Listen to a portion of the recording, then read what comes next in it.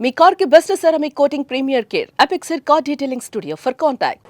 వేదిక పైన ఆసీనులైన ప్రత్యేకించి సత్యసాయిబాబా గారి శత జయంతి ఉత్సవం సందర్భంగా ఇక్కడికి విచ్చేసిన మనందరి beloved Prime Minister, most respected Prime Minister in the world,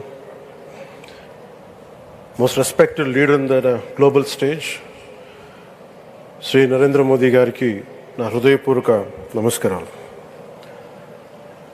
అలాగే తన అపారమైన అనుభవంతో రాష్ట్రాన్ని సమర్థవంతంగా నడిపిస్తున్న నాయకులు గౌరవ ముఖ్యమంత్రి శ్రీ చంద్రబాబు నాయుడు గారికి, భారతరత్న శ్రీ సచిన్ టెండూల్కర్ గారికి, శ్రీమతి ఐశ్వర్య రాయ్ బచ్చన్ గారికి, సోదరులు నారా లోకేష్ గారికి, వేదిక పైన ఆసీనులైన ప్రతి ఒక్కరికి, మంత్రివర్గానికి, బాబా గారు మహాసమాధి అయిన తర్వాత దాన్ని సమర్థవంతంగా నడిపిస్తున్న శ్రీ రత్నాకర్ గారికి, ప్రతి ఒక్కరికి పేరు పేరున నా హృదయపూర్వక నమస్కారం.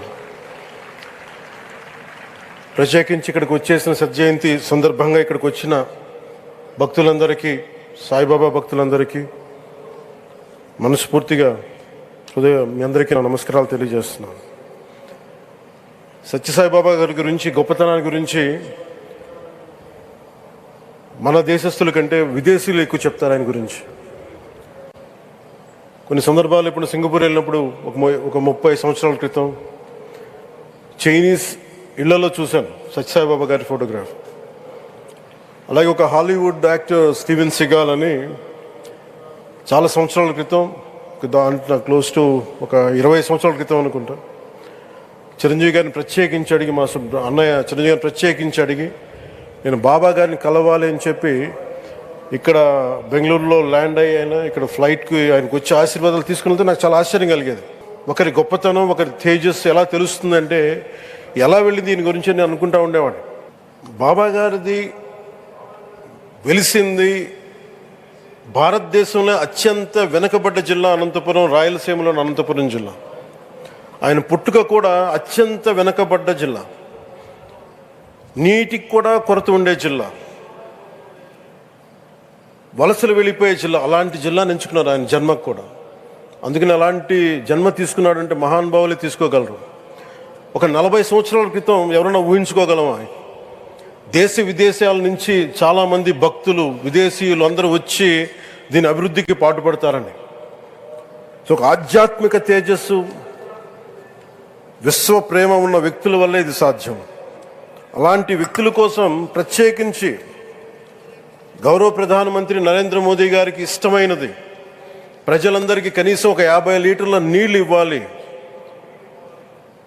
అది రక్షిత మంచినీరు ఇవ్వాలి. అలాంటి పథకం, ఒక 50 లీటర్ల నీళ్ళు కనీసం ఇవ్వాలి అనేది ఒక వ్యక్తికి ఆ సంకల్పం నరేంద్ర మోదీ గారు దీన్ని ముందుకు తీసుకొచ్చారు.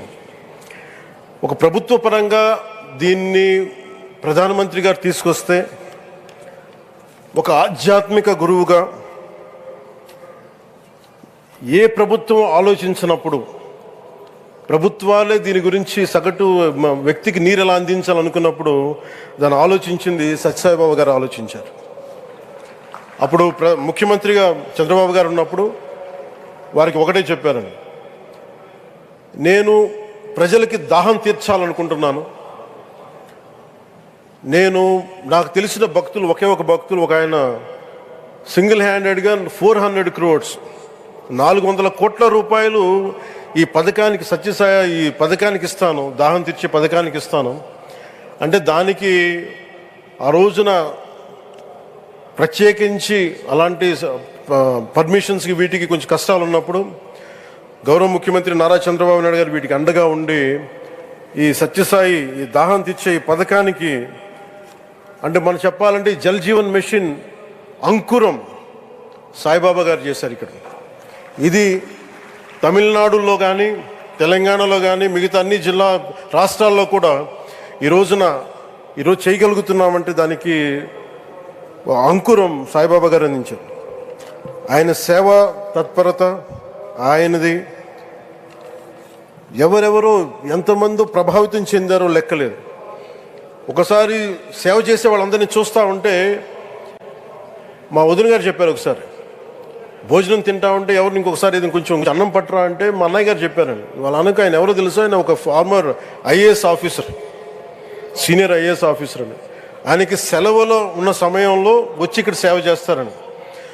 ప్రత్యేకించి ఒక వ్యక్తి, ఒక మహానుభావుడు ఎంతమందిని ప్రభావితం చేయగలిగారంటే, ఐఏఎస్లు కావచ్చు, మన ఈ రోజున సచిన్ టెండూల్కర్ గారు కావచ్చు, వేదిక పైన మహానుభావులు ఎందరో కావచ్చు, వీళ్ళందరినీ ప్రభావితం చేసే ఒక అరుదైన ఆధ్యాత్మిక శక్తి మన భారతదేశంలో, మన అనంతపురంలో, మన ఆంధ్ర రాష్ట్రంలో ప్రపంచానికి వెలుగులిచ్చే ఒక మహా వ్యక్తి పుట్టడం, ఆయన శత జయంతి సందర్భంగా ఇక్కడ మనందరం ఏకం కావడం చాలా ప్రత్యేకమైన ఆనందాన్ని కలిగించింది. ఆయన సేవా తత్పరతని, స్ఫూర్తిని మున్ముందు మేమందరం కొనసాగిస్తాం. గౌరవ ప్రధానమంత్రి అవర్ బిలౌడ్ ప్రైమ్ మినిస్టర్ ఆధ్వర్యంలో మేమందరం కొనసాగిస్తామని తెలియజేసుకుని, ఇదే సేవా తత్పరతని ముందు ముందుకు అందరం కొనసాగించాలని తెలియజేసుకుని సెలవు తీసుకున్నాను. జై హింద్.